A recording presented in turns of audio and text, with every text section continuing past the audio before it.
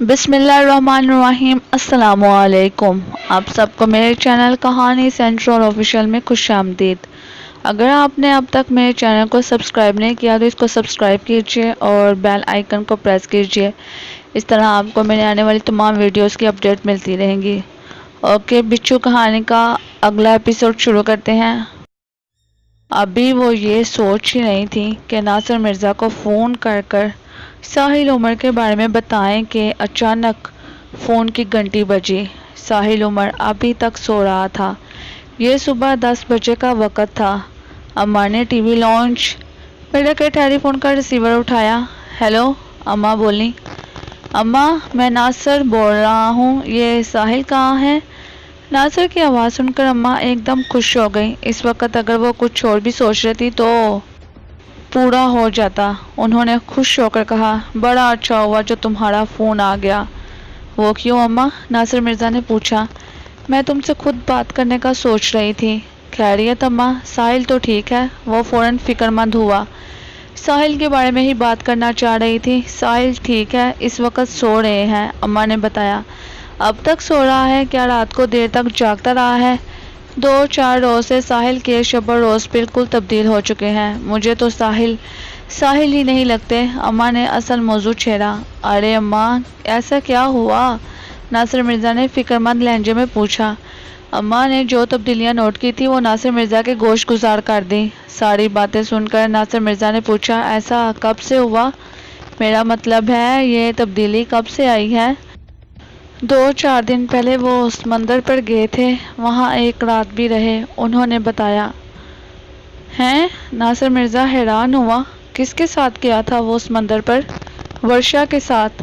वो खुद लेने आई थी। ओह! नासिर मिर्ज़ा ने गहरा और ठंडा सांस लिया। अच्छा अम्मा, आप परेशान ना हो, मैं घर आता हूँ और वो उठ जाए तो ठीक है, वरना मैं खुद ही आकर उठाता हूँ। ठीक है। अम्मा ने एक पूरी इत्मीनान सांस लिया। नासिर मिर्ज़ा से बात करके उन्हें खासी तशफ़ी हो गई थी। साहिल उमर एक ऊंचे पत्थर पर खड़ा भीग रहा था। बारिश बहुत तेज़ थी, इतनी तेज़ के चारों तरफ धुआं फैला हुआ था।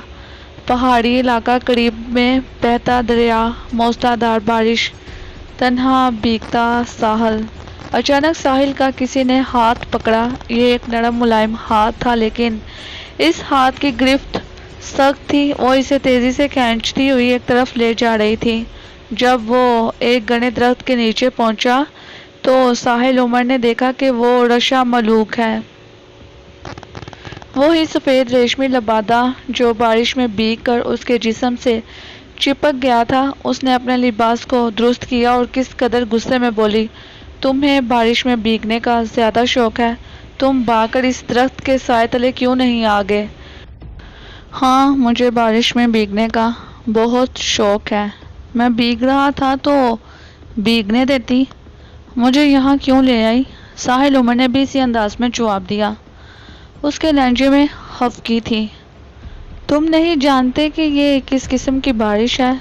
तुम पर यह बारिश किस किस्म के असरात मुरतब करेगी? मैं तुम्हें किसी मुसीबत में मुब्तला नहीं देख सकती। तुम कौन हो मुझे रोकने वाली? मैं जो चाहे करूं, बारिश में भीगूं या दरिया में नहाऊं, हटो मेरे सामने से। कितनी खूबसूरत बारिश है और तुम खामखा मुझे इस बारिश में नहाने से मना कर रही हो। ये कहकर वो दरख्त के नीचे से निकला और तेज़ी से भागता हुआ फिर उसी ऊंचे पत्थर पर आन खड़ा हुआ जहां वो कुछ देर पहले खड़ा था। बारिश मूसलाधार जारी थी। वो आंखें मूंदे फिर से इस बारिश में भीगने लगा। साहिल, मेरी बात मान लो, मत भीगो बारिश में। ये बेमौसम की बारिश है, तुम बीमार हो जाओगे, कमज़ोर हो जाओगे, बेबस हो जाओगे। वो ऐसा ही चाहती है। रशा मलूक ने उसे समझाने की कोशिश की, लेकिन साहिल उमर ने उसकी बातों की तरफ ध्यान न दिया। वो उसकी तरफ से पीठ मोड़कर खड़ा हो गया। उसकी इस बेरुखी पर रशा मलूक का दिल कट कर रह गया। वो चाहती थी कि जिस बेमौसम की बारिश में वो भीग रहा है ना भीगे। इसने फिर इस बारिश से बचाने के लिए कदम उठाए, लेकिन फिर रुक गई। वो जानती थी कि साहिल उमर ज़िद्दी है, वो कभी इसकी बात ना मानेगा। پھر وہ یہ بھی جانتی تھی کہ ساحل عمر انجان ہے، اسے ہوش نہیں ہے کہ وہ کیا کر رہا ہے، اسے کتنا نقصان پہنچ گیا ہے اور مزید کتنا نقصان پہنچنے والا ہے۔ ساحل عمر میں جا رہی ہوں، اس نے چیخ کر کہا، اب بھی وقت ہے، اس گھنے درخت کے نیچے آ جاؤ۔ جاؤ، اس نے اس کی طرف پیٹھ موڑے کہا، مجھے کسی بات کی کوئی پرواہ نہیں۔ کاش تمہیں پرواہ ہوتی، کاش تم میری بات سمجھ سکتے۔ رشا ملوک نے افسوس بھرے لہجے میں کہا، میں کسی کی کوئی بات نہیں سمجھنا چاہتا، مجھے یہ بارش بہت اچھی لگ رہی ہے، مجھے بہت مزہ آ رہا ہے۔ ساحل عمر نے خوش ہو کر کہا، اور جب اس نے پیٹھ موڑ کر دیکھا تو وہ درخت کے نیچے کچھ نہ تھا۔ ابھی اسے گئے ہوئے چند لمحے ہی ہوئے تھے کہ یہ بارش خون کی بارش میں تبدیل ہو گئی۔ اس کے کپڑے خون میں سرخ ہو گئے، پھر اس نے جہاں بھی نظر ڈالی ہر طرف خون ہی خون نظر آیا، سارا پانی خون میں تبدیل ہو چکا تھا۔ تب گھبرا کر اس نے رشا ملوک کو آواز دینا چاہی، لیکن آواز گلے میں گھٹ کر رہ گئی۔ ایک دم اس کی آنکھ کھل گئی، اسے کوئی آواز دے رہا تھا، ساحل اٹھو بھائی، آخر کب تک سوتے رہو گے؟ وہ ایک دم اٹھ کر بیٹھ گئی، اس نے دونوں ہاتھوں سے سر کو پکڑ لیا۔ کیا ہوا ساحل؟ ناصر مرزا نے اس کے ہاتھوں پر ہاتھ رکھتے ہوئے کہا۔ کچھ نہیں، اس نے فوراً ہی سر چھوڑ دیا۔ تم کب آئے؟ ابھی آیا ہوں، ناصر مرزا نے کہا اور اس کا چہرہ غور سے دیکھتا ہوا بولا، یار یہ تمہاری حالت کیا ہو رہی ہے؟ تمہارا چہرہ ایک دم زرد ہو رہا ہے، تمہیں یرقان تو نہیں ہو گیا؟ میں بالکل ٹھیک ہوں، یہ سور اماں نے تمہارے کان میں پھونکا ہوگا، وہ بیڈ سے اٹھتے ہوئے بولا۔ اماں کو کچھ کہنے کی کیا ضرورت ہے؟ کیا مجھے کچھ دکھائی نہیں دے رہا؟ مجھے لگتا ہے کہ تم نے کئی دنوں سے آئینہ نہیں دیکھا، ناصر مرزا نے کہا۔ وہ بغیر کچھ جواب دیے واش روم میں گھس گیا اور دروازہ زور سے بند کر کے اندر سے چٹکی لگا لی۔ اماں جو دروازے پر کھڑی تھی انہوں نے ناصر مرزا کی طرف دیکھا۔ ناصر مرزا نے ان کی نگاہوں کا مفہوم سمجھتے ہوئے جواب دیا، اماں معاملہ گڑبڑ ہے، یہ وہ ساحل عمر نہیں ہے، آپ نے بہت اچھا کیا جو مجھے فون کر کے بتا دیا، میں اس سے بات کرتا ہوں۔ اس کے واش روم سے نکلنے کے بعد ناصر مرزا نے اس سے جو بھی بات کی، اس بات کا اس نے مختصر اور گول مول جواب دیا۔ ناصر مرزا حیرت سے اس کا چہرہ دیکھ رہا تھا اور پریشان ہو کر اس کے جوابات سن رہا تھا۔ ساحل تمہیں میرے ساتھ ڈاکٹر کے پاس چلنا ہوگا، تم مجھے بیمار دکھائی دے رہے ہو۔ میں بالکل ٹھیک ہوں، بلکہ پہلے سے زیادہ چاق و چوبند ہوں۔ مرحوم عابد نے تمہیں منع کیا تھا کہ ورشا سے اب نہیں ملنا، تم ملنا اور چھوڑنے کی بجائے اس کے ساتھ سمندر پر چلے گئے۔ اس کے لہجے میں خفگی تھی۔ عابد کو بلا وجہ کوئی غلط فہمی تھی۔ ورشا بہت اچھی لڑکی ہے، اس سے کئی زیادہ اچھی اس کی ماں ہے، میں نہیں سمجھتا کہ ان سے ملنے میں کوئی حرج ہے۔ یہ بات تم کہہ رہے ہو، تم نہیں جانتے ہو کہ میری بھتیجی کی قاتلہ برکھا ہے۔ وہ دونوں ماں بیٹیاں اتنی معصوم سی تو ہیں، وہ کیا کسی کو قتل کریں گی یار؟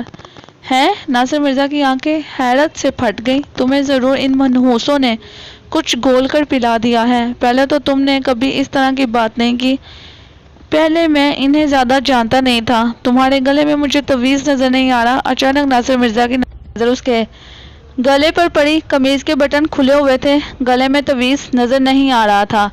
تویز کا سن کر ساحل عمر ایک لمحے کو چونکا، پھر فوراً ہی اس نے خود پر قابو پا لیا اور بڑے اطمینان سے بولا، یار پتہ نہیں وہ تویز کہاں گیا، میں واش روم میں جاتا تھا تو اس تصویر کے فریم پر لٹکا دیا کرتا تھا، اس تصویر سے وہ غائب ہو گیا۔ اپنے اس جھوٹ پر ساحل عمر خود بڑا حیران ہوا، اس کا جی چاہ رہا تھا کہ وہ اصل بات ناصر مرزا کو بتا دے کہ اس نے تویز دفن کر دیا ہے، اور یہ دفن بھی اس نے اپنی مرضی کے خلاف کیا ہے۔ وہ دفن نہیں کرنا چاہتا تھا، لیکن اندر سے کوئی اسے اس بات پر اکسا رہا تھا، یہاں تک کہ وہ اس تویز کو دفنانے پر مجبور کر دیا گیا۔ اس وقت بھی اس کی خواہش تھی کہ وہ ساری بات پوری ایمانداری سے ناصر مرزا کو بتا دے، لیکن اندر سے کوئی جھوٹ بولنے پر مجبور کر رہا تھا۔ زبان اس کی تھی لیکن بول کوئی اور رہا تھا، جیسے اسے اپنے آپ پر اختیار نہیں رہا تھا۔ ساحل تمہیں کیا ہوا؟ ناصر مرزا نے تشویش بھرے لہجے میں کہا، یہ بتاؤ تمہارے ساتھ سمندر پر کون کون تھا؟ کیا وہاں برکھا بھی تھی؟ رات کو میں اور ورشا اکیلے تھے، البتہ صبح کو برکھا پہنچ گئی تھی، ساحل عمر نے بتایا۔ کیا تمہیں یقین ہے کہ وہ رات کو وہاں نہیں تھی؟ کیا بات کرتے ہو یار، وہ وہاں ہوتی تو کیا نظر نہ آتی؟ پھر انہیں چھپنے کی کیا ضرورت تھی؟ جس طرح وہ صبح نظر آ گئی رات کو بھی سامنے آ سکتی تھی۔ میں نے ورشا سے تنہا رہنے کی فرمائش تو نہ کی تھی، ساحل عمر نے ذرا ناگوار لہجہ بنا کر کہا۔ اچھا ساحل، اب تم ایک بات کان کھول کر سن لو، تم اب گھر سے کہیں نہیں جاؤ گے، परसों सुबह मैं आऊँगा, तुम्हें मेरे साथ चलना है। तुम्हें अंदाज़ा नहीं कि तुम पर क्या बीत गई है। नासिर मिर्ज़ा ने फिक्रमंद होकर कहा। ओ यार शिकारी, मुझे कुछ नहीं हुआ, तुम खामखा फिक्र मत हो। शिकारी, नासिर मिर्ज़ा ने हैरान होकर दुहराया, ये तुम किसकी ज़ुबान बोल रहे हो? अपनी ज़ुबान बोल रहा हूँ। साहिल उमर को अपनी आवाज़ खोखली महसूस हुई। नहीं, तुम ये अपनी ज़ुबान नहीं बोल रहे हो। मैं जान गया हूँ कि तुम किसके अंदाज में गुफ्तगू कर रहे हो। नासिर मिर्ज़ा ने बराह रास्त उसकी आंखों में देखते हुए कहा। साहिल उमर ने चंद लम्हे उसकी तरफ देखकर आंखें झुका ली। नासिर मिर्ज़ा ने वाज़ेह तौर पर यह बात महसूस की थी कि साहिल की आंखों में मोहब्बत की चमक की बजाय अजनियत का अंधेरा था। आज 5वीं रात थी। नासिर मिर्ज़ा ने 4 रातें बाखैर खूबी गुजार ली थी। इन 4 रातों में हर रात एक नया ड्रामा सामने आया था। नासिर मिर्ज़ा को हाफिज मूसा जैसे ज़बरदस्त शख्स ने हदायत ना दी होती और हर बात अच्छी तरह खुलकर ना समझा दी होती तो वो कब का हौसला हार बैठता। 4 रातें सही सलामत निकल जाने के बाद नासिर मिर्ज़ा में एक नई कुव्वत, एक नई तवानाई आ गई थी। बस अब आज की रात बाकी थी। नासिर मिर्ज़ा बड़े एहतमाम से अपने स्टडी रूम में आया था। 12 बजने वाले थे। वजीफ़ा 12 और 1 बजे के दरमियान किया जाना था। नासिर मिर्ज़ा ने कमरे के तमाम पर्दे बराबर कर दिए, फिर लाइट बुझाकर ये चेक किया कि कहीं से रोशनी तो नहीं आ रही। सड़क की तरफ खुलने वाली खिड़की की तरफ एक पर्दा ज़रा खिसका हुआ था, वहाँ से थोड़ी सी रोशनी अंदर आ रही थी। नासिर मिर्ज़ा ने पर्दा ठीक किया तो इसे एकदम किसी कुत्ते के रोने की आवाज़ आई। ये आवाज़ बड़ी दिल दहला देने वाली थी।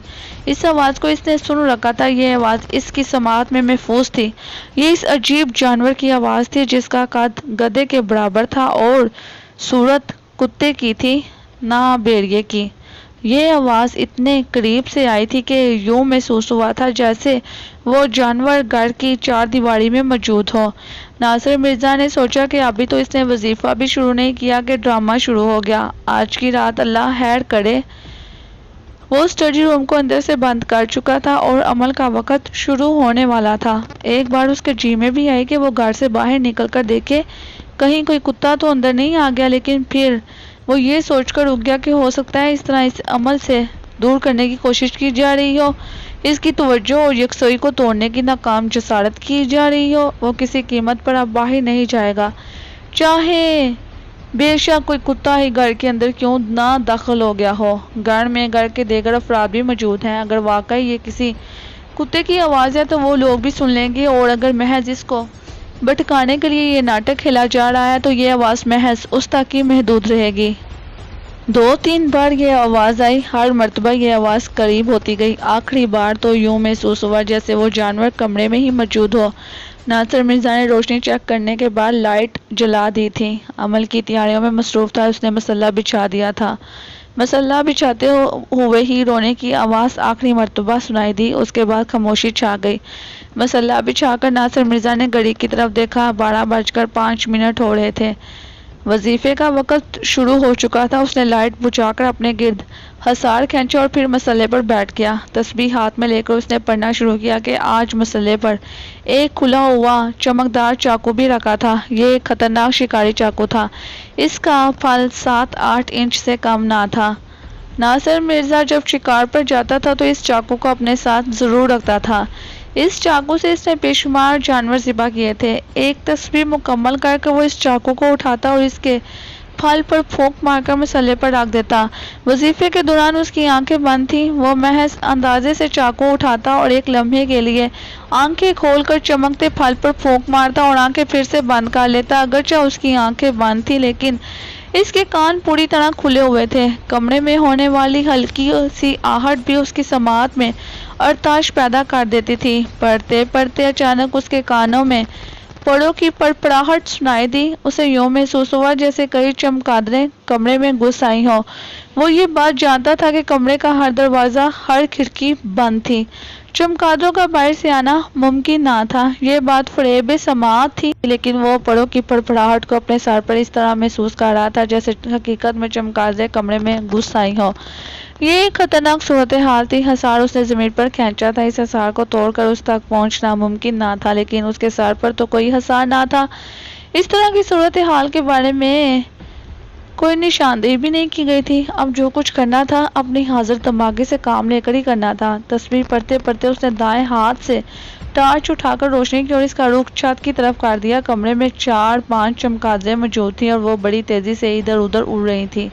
12:15 बजे का अमल था। अचानक टेलीफोन की घंटी बजी। साहिल उमर अपने बेडरूम में मौजूद था। वो कमरे में अंधेरा किए म्यूजिक सुन रहा था। उसकी आंखें बंद थीं। घंटी की आवाज़ ने उसे चौंका दिया। डेक की आवाज़ कम करके उसने रिसीवर उठाया और धीरे से कहा, जी क्या कर रहे हो साहिल? मुतरन्नम आवाज़ में पूछा गया। अच्छा आप हैं? साहिल उमर ने उसकी आवाज़ पहचान कर कहा। मैं म्यूज़िक सुन रहा था। तुम वहाँ अकेले हो? यहाँ मैं अकेली हूँ। मेरे पास आ जाओ ना, प्यार से कहा गया। इस वक्त क्या वजह है? साहिल उमर ने पूछा। रात आधी हुई है, यही तो वक्त है दोस्तों का दोस्तों से मिलने का। आप कहाँ हैं? मैं अपने घर में हूँ और तुम्हारी मुंतज़र। आ रहे हो ना? जी मैं आ रहा हूँ, आप मेरा इंतज़ार कीजिएगा। ये कहकर उसने रिसीवर रख दिया। लाइट ऑन कर तेज़ी से कपड़े तब्दील किए। इस वक्त वो किसी रोबोट की तरह काम कर रहा था। वो अपने इख्तियार में चुना था। इसे जो कुछ कहा गया था इस पर अमल करने के लिए वो मजबूर था। कपड़े तब्दील करके उसने घर की और गाड़ी की चाबी उठाई। गेट खोलकर उसने गाड़ी स्टार्ट की और खुले गेट से वो गाड़ी लेकर निकल गया। उसने गेट बंद करने की जहमत भी गवारा न की। घर का गेट खुलने और गाड़ी स्टार्ट होने की आवाज़ पर जब अम्मा हामती कामती गेट तक पहुंची, इस वक्त साहिल की गाड़ी गली का मोड़ काट चुकी थी। साहिल उमर के इस तरह निकल जाने पर अम्मा की आंखों के सामने अंधेरा छा गया। कुछ देर वो गेट पकड़े खड़ी रही। आंखों के आगे से अंधेरा छटा तो वो गुमसुम हो गई। उनकी समझ में ना आया कि ये अचानक हुआ क्या है। साहिल उमर कहाँ चला गया? कैसे चला गया? वो अम्मा से इस कदर बेनियाज कैसे हो गया? इसने तो अपने घर का भी ख्याल न किया। इस तरह घर छोड़कर भागा जैसे जंजला आ गया हो। चंद दिनों कबल जब वो समंदर पर गया था तो अम्मा की तन्हाई का ख्याल करके इसने मर्जीना को साथ रखने की हदायत की थी और आज आधी रात को अम्मा से इजाज़त लेने की बात तो दूर की बात थी, वो घर का गेट ही खुला छोड़ गया था। वो डाकुओं को दावत दे गया था। अम्मा चकराई हुई थी। थोड़े होशो हवास बहाल हुए तो उन्होंने घर का गेट बंद किया। अंदर आकर दरवाजे की चुटकी चढ़ाई, उसे लॉक किया और साहिल उमर के बिस्तर पर आकर लेट गई। बिस्तर पर लेटते ही उनके दिल में जज्बात का ज्वार बाटा उठा और वो सिसक सिसक कर रोने लगी। रोते रोते वो जाने कहाँ पहुँच गई। इस दिन भी तो वो रो ही रही थी।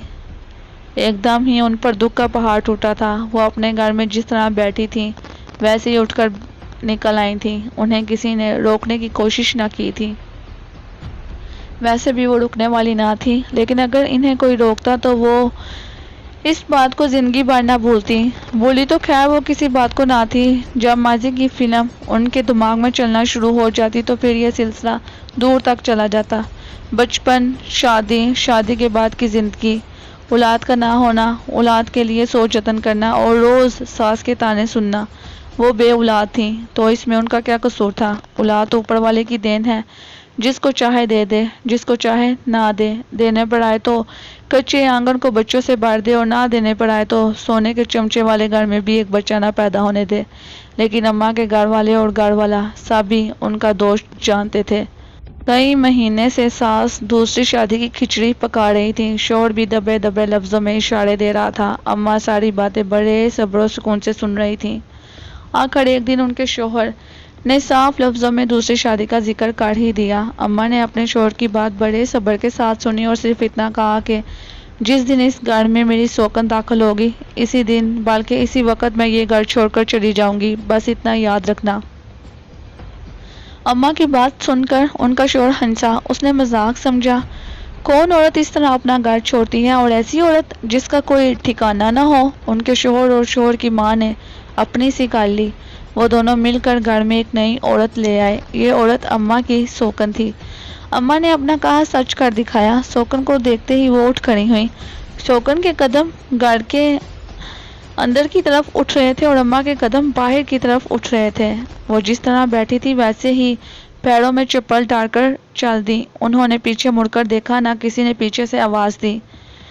अम्मा के शोहर और सास ने उन्हें घर से निकलते देखा। शोहर ने चाहा भी कि वो दरवाजे पर जाकर अम्मा को रोक ले, तब सास ने फौरन ही उसका हाथ पकड़ लिया और बेनियाजी से बोली, कहीं नहीं जाती, आ जाएगी धक्के खाकर। मुमकिन था कि अम्मा धक्के खाकर वाकई इस घर की दहलीज पर लौट आती, लेकिन उनकी किस्मत में धक्के ना थे। घर से निकलकर उनका जिधर रुख था उधर चल पड़ी।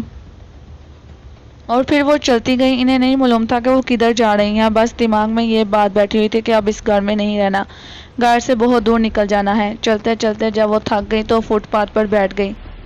ساحل عمر کے پاپا عمر عابد اور اس کی ممی ٹہل کر آ رہے تھے. ساحل عمر ان دنوں 6 ماہ کا تھا. وہ روحی کی گود میں تھا. عمر عابد پیچھے بیکری پر ڈبل روٹی مکھن خریدنے رک گئے تھے. روحی ساحل کو گود میں لیے بلڈنگ کے گیٹ کی طرف بڑھ رہی تھی. اس وقت یہ لوگ گارڈن کے علاقے میں نئے بنے فلیٹ میں رہتے تھے. ساحل اس وقت روحی کی گود میں بری طرح سے مچل رہا تھا. اسے اچانک جانے کیا ہوا تھا, ایک دم رونا شروع کر دیا تھا. شاید اسے اپنے پاپا نظر نہیں آئے تھے یا نہ جانے کیا بات تھی. فٹ پاتھ پر چلتے ہوئے اچانک ہی اماں پر نظر پڑی تھی. وہ گھٹنوں میں منہ دیے ٹانگوں کے گرد ہاتھ باندھے سسک سسک کر رو رہی تھی. روحی نے ایک عورت کو رات کے 10 بجے فٹ پاتھ پر روتے دیکھا تو وہ ٹھٹک گئی. اس نے اس کے پاس کھڑے ہو کر پوچھا, کیا ہوا؟ اماں نے کسی عورت کی آواز سنی تو فوراً گھٹنوں سے اپنا سر اٹھایا, جلدی جلدی سے دوپٹے سے اپنے آنسو پونچھے اٹھ کر کھڑی ہو گئی. ساحل عمر جو ابھی تک روحی کی گود میں روئے جا رہا تھا, اماں کی شکل دیکھ کر ایک دم چپ ہو گیا. اماں نے بے اختیار اس کی طرف ہاتھ بڑھایا تو وہ خاموشی سے ان کی گود میں چلا گیا. بیگم صاحبہ, آپ کا بچہ بہت پیارا ہے, اگر آپ اجازت دیں تو اسے میں پیار کر لوں, اماں نے بڑے مہذبانہ لہجے میں کہا. ہاں ہاں کیوں نہیں, روحی نے فوراً کہا. اماں نے ساحل کو پیار کیا تو اس نے ان میں جانے کیا دیکھا کہ گلے سے لپٹ گیا. روحی نے اماں کے چہرے کو, ان کے لباس کو غور سے دیکھا. وہ اسے ایک شریف گھرانے کی عورت نظر آئی. اسے اس بات پر حیرت تھی کہ وہ فٹ پاتھ پر بیٹھے رو کیوں رہی تھی. آپ کون ہیں؟ ساحل عمر کی ممی روحی نے پوچھا. میں کوئی نہیں ہوں, جواب ملا. جواب میں بڑا دکھ تھا. کہاں سے آئی ہیں؟ روحی نے پھر سوال کیا. کہیں سے نہیں, وہی دکھ بڑا لہجہ. یہاں کیوں بیٹھی تھی اور رو کیوں رہی تھی؟ اپنے نصیبوں کو رو رہی تھی. یہ کہہ کر وہ پھر رونے لگی. ساحل عمر نے بڑی معصومیت سے روتی ہوئی اماں کو جھک کر دیکھا تو وہ روتے روتے ایک دم چپ ہو گئی اور مسکرا کر اسے دیکھا. ساحل عمر پھر ان کے گلے سے لپٹ گیا اور اس طرح لپٹا کہ روحی کی بار بار کوشش کے باوجود اس کی گود میں واپس نہ آیا. تب روحی اماں کو اپنے گھر لے آئی. اماں پر جو گزری تھی وہ انہوں نے سچ سچ کہہ سنائی. ان کی ساری روادات سن کر روحی نے اماں کو اپنے ساتھ رکھنے کا فیصلہ کر لیا. اس فیصلے کی بڑی وجہ ساحل عمر تھا, جسے اماں پسند آ گئی تھی. روحی گھر میں اکیلی رہتی تھی. اماں کا ساتھ اسے سکھ دے سکتا تھا. یہ سوچ کر اس نے اماں کو اپنے ساتھ رکھنے کا فیصلہ کر لیا. اماں کو بھی ٹھکانے کی ضرورت تھی. روحی کے گھر سے اچھا ٹھکانہ ان کے لیے اور کیا ہو سکتا تھا. روحی نے اماں سے کہا, اس گھر میں میرے ساتھ جب تک رہنا چاہو رہو, جب تمہارا شوہر تمہیں لینے آ جائے تو چلی جانا. نہیں بیگم صاحبہ, میں اب کہیں نہیں جاؤں گی. شوہر کو تو میں چھوڑ آئی ہوں, اول تو وہ آئے گا نہیں. اگر بھولا بٹکا کبھی ادھر آ نکلا تو میں اس کے ساتھ جاؤں گی نہیں. آپ نے نہ رکھا تو کوئی اور ٹھکانہ ڈھونڈ لوں گی, پر شوہر کے گھر نہیں جاؤں گی. یہ میں عہد کر کر نکلی ہوں, اماں نے دو ٹوک لہجے میں کہا. بس پھر وہ دن اور آج کا دن. اماں نے اس گھر کی دہلیز کو ایسا پکڑا کہ پھر کبھی کہیں جانے کا نام نہ لیا. ساحل نے انہیں اپنی گرفت میں لے لیا. اب اس گرفت سے نکلنا ان کے بس میں نہ تھا. ساحل عمر بھی اماں کا دیوانہ تھا. وہ ان کے بغیر رہتا ہی نہ تھا. پھر ساحل کی ممی اور پاپا کا سلوک بھی اماں کے ساتھ بہترین تھا. وہ دونوں انہیں ملازم سمجھتے ہی نہ تھے.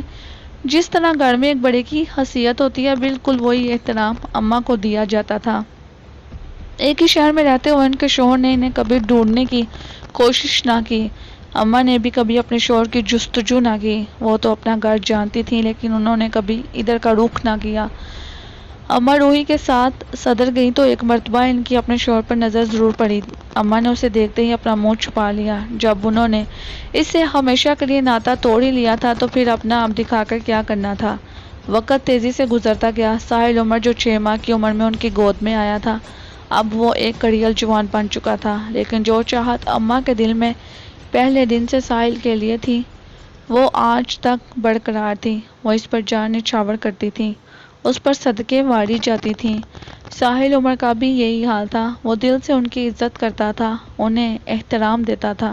4-5 سال پہلے ساحل عمر کے ممی پاپا اپنی شادی کی سالگرہ منانے گھر سے نکلے تھے. شادی کی سالگرہ والا دن وہ دونوں گھر سے باہر ہی گزارتے تھے اور وہ یہ سارا دن وہ سمندر پر گزارتے تھے۔ دوپہر کا کھانا وہ سمندر پر کھاتے اور شام ڈھلتے ہی وہ گھر کی طرف چل پڑتے۔